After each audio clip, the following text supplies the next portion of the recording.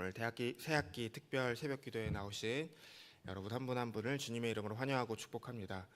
오늘은 특별히 유치부 주간 예배로 드리게 되었습니다. 그래서 제가 오늘 설교는 유치부 설교로 준비를 했습니다. 그래서 우리 유치부 아이들도 있고 또 초등학생 아이들도 있는데 그런 중심으로 맞춰서 준비를 했고요. 우리 성도님들도 오늘은 여러분 나이에서 앞 글자를 떼고 뒤에 있는 숫자가 내 나이다 생각하시고 함께 예배를 드려주시면 좋을 것 같습니다. 목사님이 예전에 주한이하고 제 아들 주한이하고 어린이집을 끝나고 함께 집으로 가고 있는데 우리 집 앞에서 주한이 어린이집 친구를 만난 적이 있어요. 그러더니 주한이가 그 친구를 딱 보더니 보자마자 안녕, 나는 여기 1층에 살아 라고 이렇게 이야기를 하는 거예요. 그 친구한테 그 친구도 이제 어린이집이 끝나고 집으로 가던 중에 잠깐 편의점을 들렀다가 나오는 건데 그 친구한테 안녕, 나는 여기 살고 우리 집이 여기 1층이야 라고 이야기를 하더라고요. 여러분들도 아마 다 집이 있을 거예요. 여러분한테 집이 어디야 라고 물어보면 우리 집은 여기 아파트 몇 층이야, 아니면 우리는 여기 옆에 살아, 나는 차 타고 와서 차 타고 가야 돼 라고 이야기를 하겠죠. 우리 집이라는 거는 내가 살고 있는 집이에요. 그래서 거기서 밥도 먹고 잠도 자고 내가 놀 수 있는 장난감이랑 책도 있어요. 그런데 성경을 보면 이스라엘 사람들한테는 집이 없었던 시간이 있어요. 그래서 이스라엘 사람들이 자기네가 살고 있는 집이 없기 때문에 이집트라는 나라에서 노예로 살고 있었어요. 노예라는 거는 돈도 받지 않고 쉬지도 못하고 계속해서 일만 해야 되는 그런 사람들이에요. 얼마나 힘들어요? 쉬고 싶어도 쉬지도 못하고, 배가 고파도 먹고 싶은 대로 먹을 수도 없고, 놀고 싶어도 놀지도 못하고, 잠도 제대로 잘 수가 없고, 밥도 제대로 못 먹으니까 너무 힘들겠죠. 그래서 하나님한테 기도를 했어요. 하나님, 우리가 너무 힘들어요. 우리를 좀 도와주세요. 그렇게 기도했더니 하나님께서 그 기도를 들어주셨어요. 그리고는 모세라는 사람을 택하셔서 모세야, 내가 가만히 들어보니까 내 백성 이스라엘 백성이 나한테 기도를 하는데 지금 너무 힘들대. 네가 가서 내 백성을 내가 보내주는 그 땅으로 가서 살게 해줘 라고 이렇게 이야기를 하시더라고요. 내가 너희 집이 없는 사람들한테 집을 줄 건데 거기는 가나안이라는 곳이야. 거기로 너희가 사람들을 좀 데려가렴. 그래서 이스라엘 사람들이 모세를 따라서 이집트라는 곳을 떠나서 하나님께서 주시는 땅 가나안이라는 곳으로 가게 된 거예요. 그런데 이스라엘 사람들이 이집트를 떠나서 이제 모든 사람들이 다 가고 있는데 하루는 하나님께서 모세를 따로 부르셨어요. 잠깐 너희들 거기 밑에 있어. 내가 모세하고만 잠깐 할 얘기가 있어. 그러고는 모세를 산으로 부르신 거예요. 산에 높이 올라가서 하나님을 만났더니 하나님께서 그 모세에게 말씀하셨는데 내가 너희들에게 땅을 주고 이제 거기서 집에서 살게 할 텐데 너희가 그곳에 가서 살게 되면 나하고 한 가지만 약속을 하자라고 하셨어요. 거기는 정말 땅도 좋고 사람들도 좋은 사람들이 있고 가축도 잘 기르고 먹을 것도 많으니까 그곳에 가면 너희들이 정말 행복하게 살게 될 거야. 그런데 내가 그곳에서 너희들을 살게 해줄 거고 누가 너희들을 힘들게 하고 못 살게 굴면 이제는 내가 너희를 보살펴 줄 건데 한 가지만 나랑 약속하자. 뭐냐면 너희가 내 백성이 되는 거야. 너희가 거룩한 제사장이 되고 세상 사람들과는 다른 구별된 백성으로 나를 사랑하고 나를 따르는 그러한 백성으로 살아가자. 그러면 내가 너에게 먹을 것도 많이 주고 너를 돌보아주고 너를 사랑해 줄게 라고 약속하자라고 하셨어요. 제사장이라는 거는 목사님이랑 비슷한 거예요. 하나님을 모르는 사람들한테는 하나님을 알려주고 혹시 하나님하고 사이가 좀 멀어졌으면 그 사람들에게 하나님과 가까워질 수 있도록 도와주는 게 목사님이 하는 일이에요. 제사장이 하는 일들도 그 당시에 그런 거였어요. 하나님께 잘못을 하면 하나님께 다시 용서를 빌 수 있도록 도와주고 또 하나님을 모르는 나라들에게는 하나님 알 수 있도록 우리는 하나님과 함께 하니까 하나님이 나를 이렇게 도와주시니까 이렇게 부강하고 이렇게 부유하게 잘 살 수 있는 거야. 너희도 하나님을 믿어봐 라고 그렇게 이야기를 하는 게 제사장이 해야 될 일이었어요. 그거를 이스라엘 사람들에게 부탁하신 거예요. 너희들이 그렇게 잘 해줘. 그러면 나는 너희들과 함께하고 너희들과 너희들을 사랑하면서 살아갈 수 있을 거야. 그렇게 함께 나랑 약속할래? 라고 하나님께서 부탁하신 거예요. 여러분, 약속은 어떻게 하는 거죠? 약속은 혼자만 하는 게 아니라 둘이 같이 하는 거예요. 아빠하고 아들하고 혹은 엄마하고 딸하고 이렇게 같이 약속을 할 때 오늘은 너무 추우니까 우리 내일 나가서 놀자. 오늘은 집에서 놀고 내일은 뭐 키즈 카페를 가자. 이렇게 약속할 수도 있고 이제 자야 되니까 오늘은 정리하고 내일 아침에 일찍 일어나서 다시 또 재밌게 놀자. 오늘은 책 3권 읽어줄 테니까 책 3권 읽고 빨리 일찍 자자. 이렇게 서로 약속을 할 수 있는 거죠. 하나님도 우리한테 그렇게 약속을 하셨어요.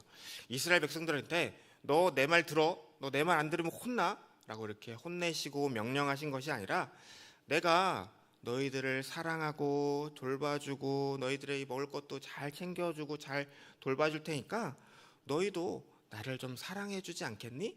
우리 그렇게 약속하자라고 하나님께서 말씀하신 거예요.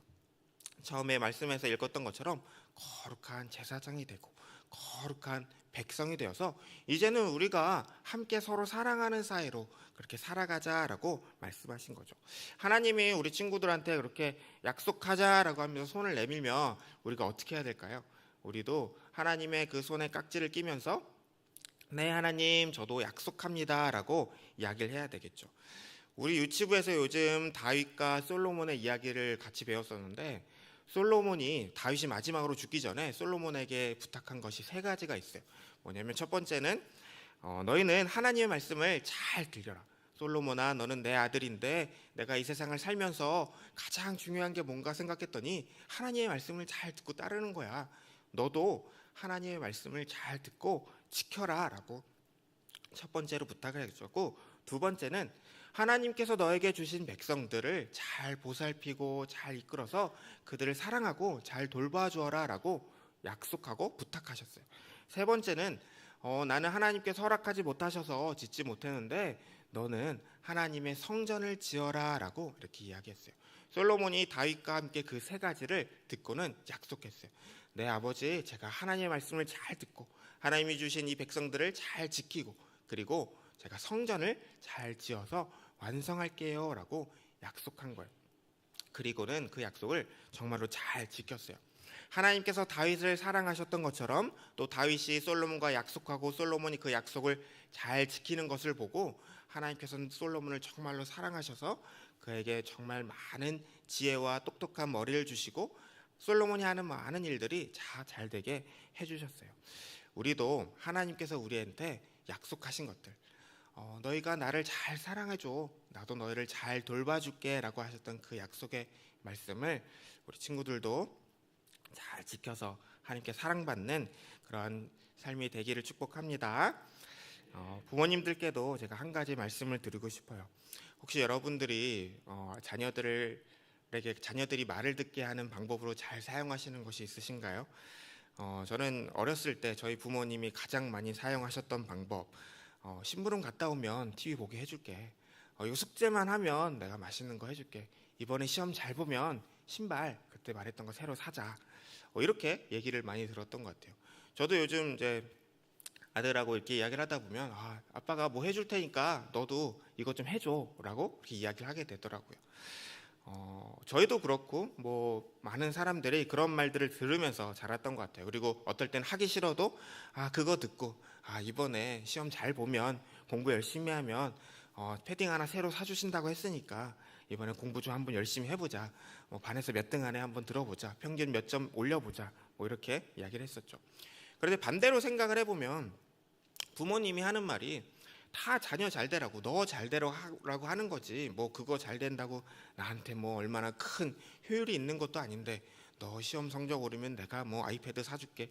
너 오늘 뭐 혼자서 얌전히 잘 예배 드리면 뭐 먹고 싶은 거 해줄게. 뭐 그렇게 할 필요가 없는 거죠. 하지만 그럼에도 불구하고 내 거를 아까워하지 않고 자녀들이 더 잘 되는 거를 중요하게 생각하는 거는 자녀를 사랑하는 마음 때문에 그런 거라고 생각합니다. 어쩌면 하나님의 마음도 그렇게 단순하고 당연한 것 같아요. 하나님께서 우리에게 무엇을 해라 라고 하시면서 조건을 걸고 또 약속을 하시는 이유는 우리를 사랑하시기 때문인 거죠. 자녀가 자신을 사랑하는 그 부모의 마음을 좀 미리 알아서 좀 일찍 부모의 마음과 뜻대로 알아서 행한다면 그 자녀의 삶이 조금 더 형통하게 잘 풀릴 수 있을 수 있겠죠. 우리도 마찬가지인 것 같아요. 하나님께서 우리에게 매주마다 말씀을 통하여 계속해서 알려주시고 또 성경을 통하여 우리에게 말씀해주고 계시는데 우리는 그것을 어떨 때는 가끔씩 귀찮아하고 지겨워할 때가 많이 있는 것 같아요. 어쩌면 우리의 모습을 보면서 자녀들이 그 모습을 또 신앙생활로 자라가는 것이 아닌가 생각합니다. 하나님께서 또 목사님을 통해서 말씀을 통해서 우리에게 알려주신 것을 우리가 신앙생활로 삶 속에서 잘 지켜나간다면 자녀들도 그걸 보면서 저렇게 사는 거구나, 말씀을 듣고 오면 한 주간 이렇게 살아가는 것이구나, 그런 거를 좀 깨달아 알 수 있지 않을까 생각합니다.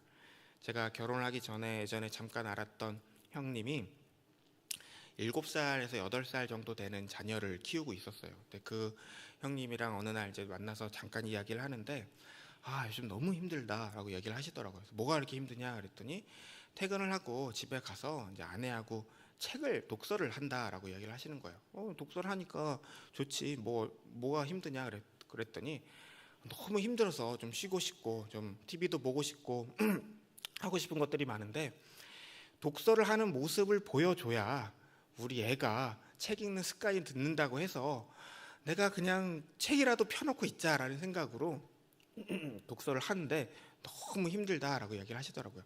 한 권을 펴놓고 한 장을 넘어가는데 몇 시간이 걸린대요.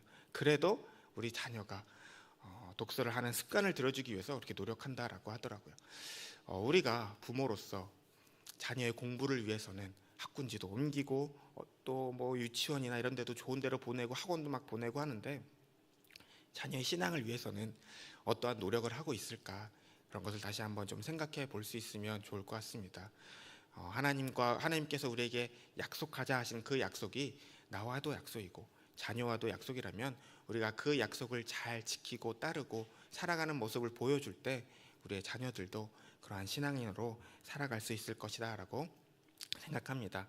우리가 먼저 믿음의 본을 보이고 또 물려주는 믿음의 대를 잇는 그러한 신갈교의 모든 가정들이 되시기를 주님의 이름으로 축원합니다.